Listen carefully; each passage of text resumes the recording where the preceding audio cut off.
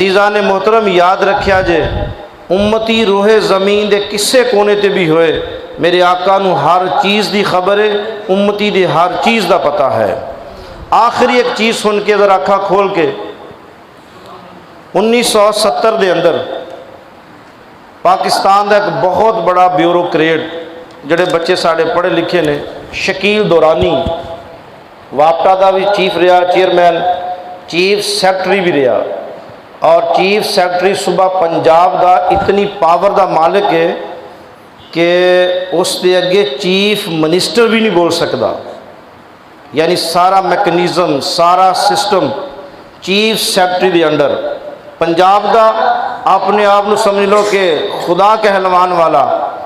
ये आदमी ने अपनी किताब लिखी है 2021 के अंदर फ्रंटियर स्टेशन ऑक्सफोर्ड वाले किताब शाया की है।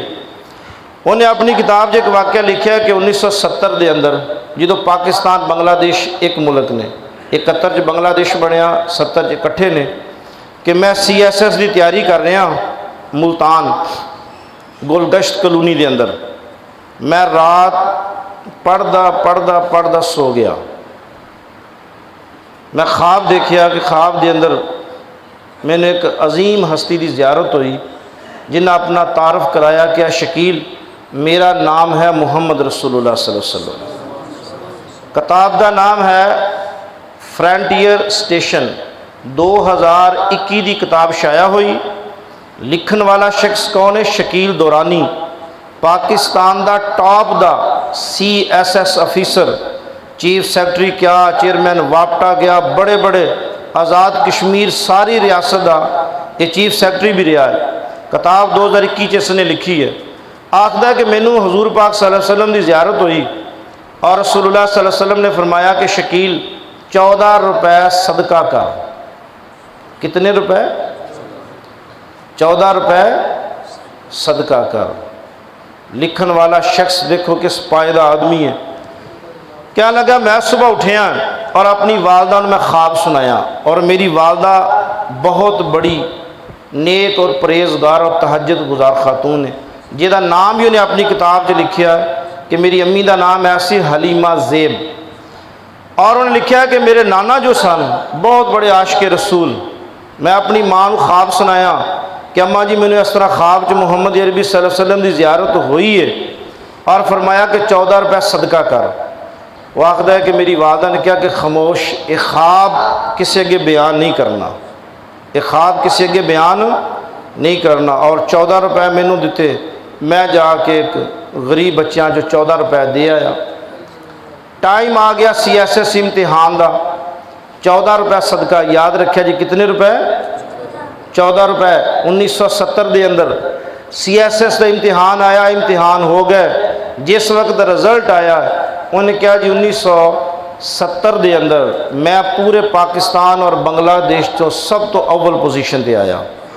जबकि मेरा MA भी सब तो थकिया MA सी, कोई MA इंग्लिश नहीं, कोई MA स्पेशल एजुकेशन नहीं, आम एक मेरा MA मास्टर।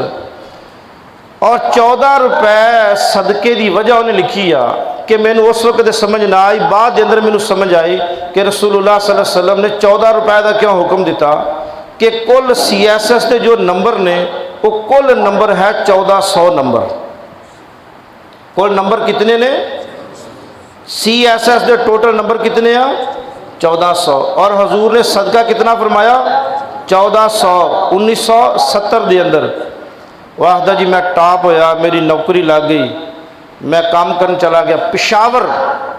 मैं एक प्रोग्राम पर गया, एक बुजुर्ग मैनू मिले ने। ख्वाब मैं अपनी माँ को जिंदगी सुनाया, दूसरा कोई शख्स नहीं जिसनों मैं ख्वाब सुनाया होवे। आके पिशावर मैं एक जलसे के अंदर मौजूद आ सरकारी एक बड़े बुजुर्ग आलम दीन जो मेरी मुलाकात हुई। मेरे एक दोस्त ने मेरा तारफ़ कराया कि जनाब शकील दुरानी बहुत बड़ा ब्यूरोक्रेट आ, बहुत बड़ा नाम है पाकिस्तान का। उन्होंने बुजुर्गों ने मैनू जफ्फी पा के कहा कि शकील दुरानी तेरे 14 रुपए और रसूलुल्लाह की सिफारिश तेरे इस मकाम पर लै गई है। आंदा जिंदगी ना मैं देखा ना मिलिया। और इस इतने बड़े आदमी तो वैसे ही पीरां दे मौलवियां दे और मौलवियां दे वैसे ही खिलाफ होंगे ने। इतने बड़े ब्यूरोक्रेट अच्छा ही नहीं समझते। आख दे कि मेरा सारा वजूद कंबन लग पिया और क्या कि शकील याद रखी ये तेरा इम्तिहान है, तो इस नौकरी नौकरी ना समझ, तेरे वास्ते बहुत बड़ा इम्तिहान है। उन्हें सारा वाक़या लिखन तो बाद नीचे लिखा है कि अगर कोई बंदा पेशावर दा मेरी किताब पढ़े तो यार मैनू उन्होंने बुजुर्गों के बारे जरूर दसिया जे। अज मैं रिटायर हो गया, मैं उन्होंने बुजुर्गों को पूछा भी रसूलुल्लाह सल्लल्लाहु अलैहि वसल्लम की बारगाह च पुछ के दसो कि मैं कामयाब होया या नाकाम होया, कि मेरी सिफारिश रसूलुल्लाह की थी और मेरे ते नज़र अनायत की थी।